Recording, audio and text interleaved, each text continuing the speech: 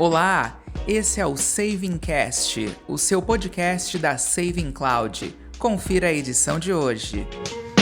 Seja você muito bem-vindo. Nós seguimos juntinhos aqui nesse bate-papo sobre Firebird. Eu sou Marcos Barbosa, sou jornalista e apresentador. Hoje nós vamos falar sobre 5 motivos para trazer o seu Firebird à nuvem, para o ambiente de nuvem, ambiente cloud. E Firebird lembra quem? Lembra o nosso convidado de hoje, que já está inclusive aqui esperando a gente para entrar e já a gente vai revelar quem é. Enfim, dentro dos 5 motivos para trazer o seu Firebird para a nuvem, a gente vai abordar também sobre servidor dedicado ao banco de dados e sem acessos indevidos, a replicação para alta disponibilidade, a centralização de controle de acessos dos clientes, a centralização de scripts de atualização, a disponibilização de dados para relatórios acessíveis e isso em qualquer lugar, o Firebird 3 e 4, além do processo de migração para quem já possui o 2 e o 2.5.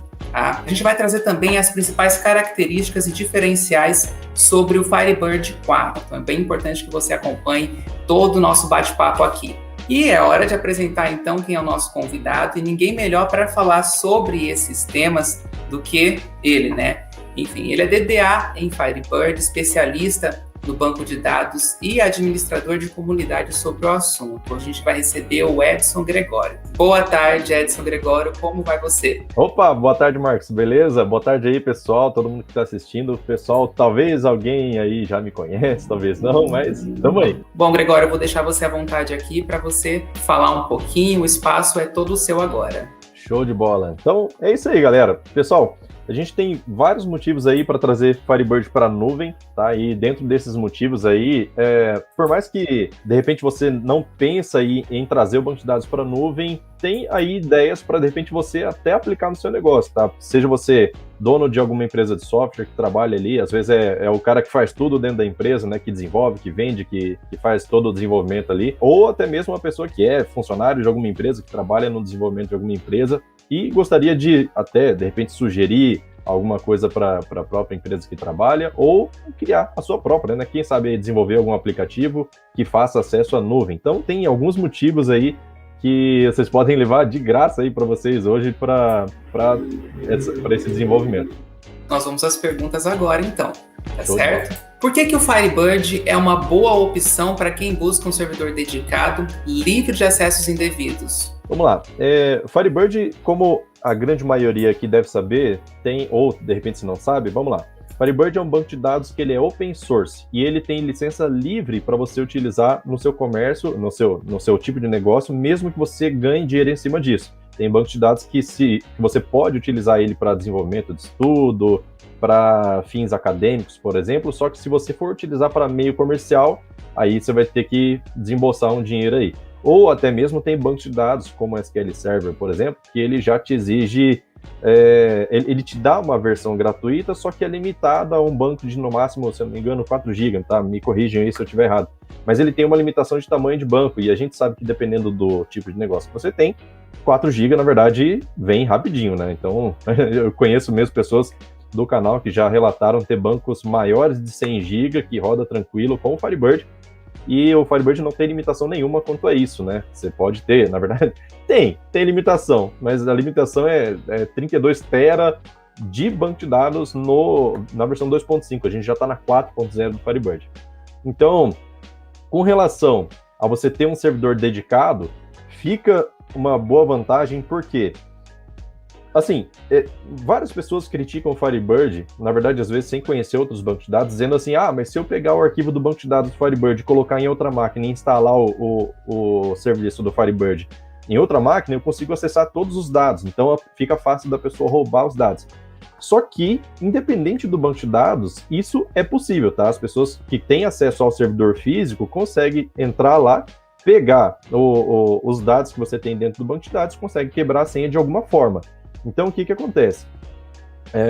Quando você utiliza Firebird dentro de um servidor dedicado, você já consegue controlar quem é que acessa esse servidor. E o ideal é que ninguém tenha acesso, assim, com relação ao usuário e tudo mais. Então, só as pessoas que estão cuidando do sistema, suporte, o próprio desenvolvedor, de repente, pode ter acesso ao servidor. Mas a gente sabe que, na realidade, é difícil isso acontecer em clientes menores.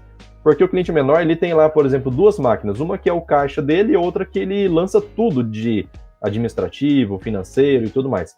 Então, fica difícil você bloquear o acesso ao servidor e pedir que o seu cliente tenha uma outra máquina só para isso, tendo que desembolsar uma baita de uma grana aí só para comprar um servidor dedicado, que vai ficar ali, e na visão do seu cliente ele fala assim, cara, isso aí tá desperdiçado, vamos dizer assim, né? Na visão do seu cliente é isso. Então, quando você trabalha com servidor em nuvem, você tem essa vantagem de que você sabe que só quem vai acessar esse servidor é você, seu cliente não vai colocar o dedo lá, e você não vai ter ninguém tentando acessar isso de forma indevida, né? Fica bem mais protegido. Acho que é isso, para essa dúvida. É isso?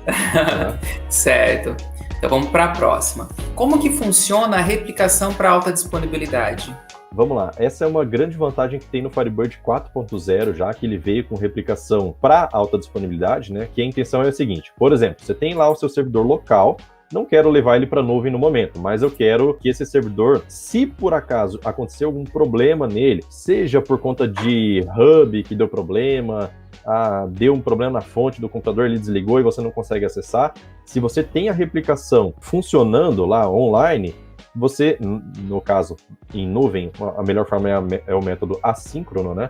Que de tempos em tempos ele envia as informações pro segundo servidor. Então você tem uma cópia do seu banco de dados pronta para ser utilizada em caso de pane no servidor principal. Deu pane, vocês sabem que para configurar o Firebird para acessar um servidor, basta mudar o IP e configurar a porta certinho, e aí você pode simplesmente, deu pane no servidor, seu cliente não tem que ficar esperando. Com uma ligação, coisa de 5 minutos, você já aponta para o novo servidor em nuvem, e aí deixa o seu cliente trabalhando. Isso te dá uma tranquilidade, sem pressa, sem desespero, de corrigir o problema do servidor principal para que volte a utilizar ele, certo? Então, essa é a grande vantagem de uma replicação, por exemplo. E o ideal é que você tenha uma cópia desse banco num servidor separado. Não adianta nada você colocar no mesmo servidor, de repente, pane, dá um pau no HD lá, e aí o seu backup está lá dentro, o seu banco que era para estar em alta disponibilidade morre junto com o banco principal, certo? Então, te deixa no desespero da mesma forma. Então, vamos para mais uma pergunta. Como realizar a centralização do controle de acessos dos clientes e como funcionam os scripts de atualização? Cara, a grande maioria das empresas que desenvolvem aí, que precisam ter conforme a empresa vai crescendo, vai aumentando a carteira de clientes, você começa a perceber que, por exemplo, se você não tem um controle de acessos ao seu sistema, a pessoa de repente percebe um mais espertão lá, vai lá, copia o seu sistema, cola em outra máquina, vamos supor que ele contratou lá 2 máquinas, 3 máquinas, ou então por número de usuários. Então, se você não tem um controle de acessos, ele acaba percebendo que é só copiar para outra máquina que consegue acessar sem problema nenhum. Então, quando você trabalha com esse tipo de licenciamento, a qualquer momento o seu cliente pode falar assim, cara, eu tenho liberação para 3 usuários simultâneos, eu queria aumentar essa quantidade de usuários, e para aumentar essa quantidade de usuários eu já estou pagando mais. Quanto tempo demora para liberar? Cara, você não pode fazer isso simplesmente chumbado no seu código. Você tem que ter alguma fonte onde você atualize o contrato desse cliente e aí o sistema do seu cliente, imediatamente assim que você atualizou e liberou, ele acessa o banco de dados em nuvem. Então essa é uma ideia para você poder colocar um banco de dados em nuvem também, porque daí você pode centralizar dentro de um servidor em nuvem e o seu banco de dados local consulta, CNPJ X, que está acessando o sistema agora, ele faz uma consulta lá, tem acesso a quantos usuários? No máximo 10 simultâneos. Daí você verifica quantos usuários simultâneos tem, certo? Dentro do seu, com o Select você consegue descobrir isso lá naquela Mon Attachments, tá? Não vou entrar tanto em termo técnico aqui, mas você consegue consultar quantos usuários estão conectados e aí você consegue saber se pode liberar essa conexão ou não. Aí você pode interromper, falar, excedeu o limite de acessos aqui. E a mesma coisa pode servir para atualização. Quando você tem atualização de sistema, você normalmente precisa descer vários scripts lá para o seu cliente, rodar todos eles lá para poder atualizar a estrutura de banco, tabelas, campos, criar novas procedures, alterar triggers e tudo mais. Então, se você tem que atualizar em massa, por exemplo, legislação está mudando o tempo todo. Então, se você precisa fazer uma atualização em massa em todos os clientes, fazer isso de forma manual, dependendo da quantidade de clientes que você tem, pode demorar. Então, o que você pode fazer?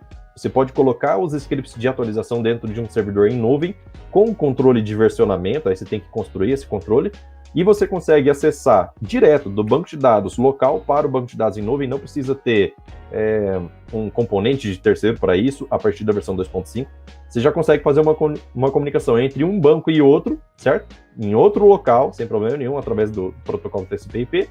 Consegue baixar as atualizações que estão no servidor em nuvem para essa máquina, roda e beleza. Então, o seu cliente já está atualizado lá, pelo menos na parte de estrutura, né? Você pode gravar também o novo executável em um campo blob, e daí você baixa esse executável, salva ele no disco, faz a substituição. Então, em conjunto com a sua aplicação aí, você consegue fazer um esquema bem legal para você ganhar bastante tempo nessas atualizações de banco de dados. Certo. Então vamos para mais uma pergunta, que seria: quais as principais diferenças entre o Firebird 2 e 2.5 para o 3 e o 4? Aí aqui, Gregório, eu gostaria que você passasse para o pessoal um pouco sobre o Firebird 4, inclusive. As principais características, diferenças e tudo mais. Diferenciais. Então vamos lá. Beleza. Então vamos lá, olha só. Firebird 2 e 2.5, aí já começou a ter bastante vantagem da 2 para 2.5 com relação à quantidade de funções que apareceram e também performance em consultas, tá? Antes disso, aí seria o Firebird 1.5, já fica mais lento. O 2.1 para frente já fica melhor com relação à performance de leitura, escrita, né? Do banco de dados, dos registros que você tem. Beleza, aí no 2.5 já tem bastante função lá, principalmente parte de PSQL, que já cresceu bastante, que é a programação que você tem dentro do banco de dados, cresceu bastante, tem vários recursos, inclusive no 2.5, né, a partir do 2.5, a possibilidade de você acessar um banco de dados remoto de dentro do próprio banco de dados, utilizando PSQL, sem precisar utilizar componentes terceiros. Isso já foi uma baita de uma vantagem, porque às vezes você não quer fazer uma migração completa de dados, mas eu quero simplesmente consultar os dados de vendas da outra filial. Então você consegue conectar em outro banco remoto e fazer os dados sem problema nenhum, certo? Direto pelo banco de dados. Você não precisa fazer nada, nenhuma instalação de plugin, nada mais, tá? Então o Firebird 2.5 já começou a melhorar por aí. No 3.0, aí o negócio muda bastante. Por quê? Além das funções novas que tiveram, que são as mais utilizadas aí, Window Functions, Navigation Functions, são aquelas funções de navegação que você pode consultar. Eu quero saber qual é o próximo registro depois do que eu tô, qual é o registro anterior do que eu tô. Então você consegue ver o anterior, consegue ver o primeiro, consegue ver o último do select que você fez. Então você começa a ter mais vantagens aí, e com relação à performance, foi melhorado bastante em relação à pesquisa, principalmente quando vai se trabalhar em nuvem. Então, pensou em trabalhar em nuvem, recomenda-se utilizar já Firebird 3.0 para frente. Por quê? Por conta da quantidade de vezes que ele vai para o banco de dados ter diminuído, certo? Então, no 2.5, quando você faz um select X lá, ele vai até o banco de dados e ele faz algumas viagens a mais do que o Firebird 3. Então, só o fato de ter diminuído a quantidade de viagens que faz do cliente para o servidor já melhora bastante, porque quando a gente trabalha com latência, quanto menos viagens a gente fizer para o servidor, melhor, tá? Então, aí tem isso, tem a ideia de que o Firebird 3.0 foi melhorado bastante com relação à utilização de vários núcleos do servidor, tá? No 2.5, ele por padrão utiliza um núcleo só. Você tem como ativar para trabalhar com mais núcleos, só que não é um gerenciamento muito bom utilizando o Super Server. Aí você teria que utilizar um Super Classic por aí. Então o Firebird 3 já tem vantagem com relação a isso, porque já foi tudo resolvido. E aí o Firebird 4 tem a baita da replicação nativa, né? Que você não precisa mais comprar componente terceiro, depender de desenvolvimento de outros para poder fazer. O 4.0 já tem essa baita dessa vantagem de replicação aí, que, na minha opinião, já vale a pena a migração para essa versão. Bom, basicamente é isso. Não tiveram mudanças muito grandes em estrutura, mas tem tipos de dados novos com campos numéricos que cabem mais informações para ter mais precisão. Tem parte da replicação, né? E algumas funções mais, né? Tem como você, por exemplo, descobrir o último dia do mês agora só através de uma função, é uma função que eu vi recentemente. Codificar blob binário para base 64, já tem como fazer. Tem mais coisas aí, né? Mas confesso que eu não li toda a documentação ainda do que tem. Mas tem bastante coisa legal, sim. Parte de time zone, que você consegue utilizar horário baseado no local que a pessoa está e não um horário específico, quando você atende sistemas que atendem em regiões diferentes. Então, tem essas vantagens aí também. Certo.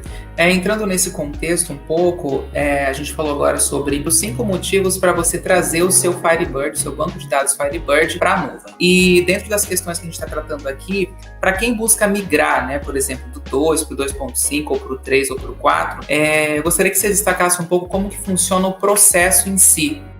O processo de migração de todas as versões do Firebird sempre aconteceu, diferente de outros bancos onde você só instala a versão nova, ela sempre aconteceu fazendo um backup do banco de dados na versão que você está, certo? Então, se eu tenho um banco de dados na versão 2.1, faço um backup dele, pego esse backup e posso restaurar ele na versão que eu quero que ele esteja, no caso, uma versão superior, certo? Então, eu posso restaurar o mesmo backup, posso restaurar na 2.5, posso restaurar ele na 3.0 ou na 4.0, que funciona, tá? Funciona, já peguei um backup sim, já fiz e vai tranquilo.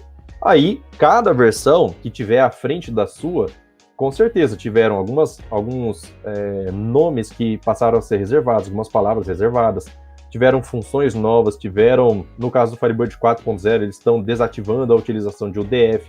Se você vai passar de um 32 para um 64 bits, você precisa ter certeza que a sua UDF, que a DLL da sua UDF, ela é compatível com o Firebird para onde você vai. E o ideal, na verdade, é parar de utilizar o UDF, né, já que eles estão incentivando isso, e passar a escrever tudo em PSQL, certo?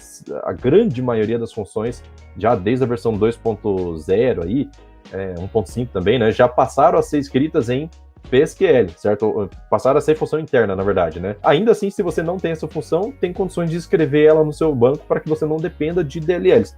Porque se você tem muita utilização de função de terceiros, se esse terceiro resolveu parar de fazer atualizações, você fica impedido de migrar o seu banco de dados até que você corrija ou substitua essas funções por uma coisa que você precisa. Antigamente, sim, realmente tinha bem pouca. Antigamente, eu digo assim, Firebird 1.5, 2.0, tinha bem pouca função e você dependia de UDF. Mas, da 2.1, 2.5 em diante, cara, já tem muita função que já tem nativa e outras que você não tiver, você pode escrever em PSQL para poder resolver. Legal, então. A gente vai para mais uma pergunta aqui, é a última da nossa pauta de hoje aqui, que seria: qual a disponibilidade para a emissão de relatórios e qual facilidade o Firebird em nuvem nos traz? Assim, a gente acabou comentando por cima disso, né? Que a partir do momento que o seu cliente que ele quer viajar e ter acesso aos dados, isso vai acontecer com o dono da empresa, né? O dono do estabelecimento lá, ele precisa viajar, seja a negócio ou a lazer, mas ele não quer perder o controle de saber como é que tá a produtividade de funcionários, de vendedores, como é que tá o contas a receber dele, sei lá, né? O cara não quer tirar o olho do negócio dele. E ele quer ter esse tipo de acesso. Então, para você começar a planejar esse tipo de acesso aí, pode ser complicado. Não precisa levar o seu banco de dados inteiro para a nuvem, certo? Você não precisa fazer isso, nesse caso, nessa situação específica. Mas você pode levar um banco de dados separado, menor, você pode criar um banco de dados na nuvem, que esse banco de dados vai ter dados para relatório, específico para relatório.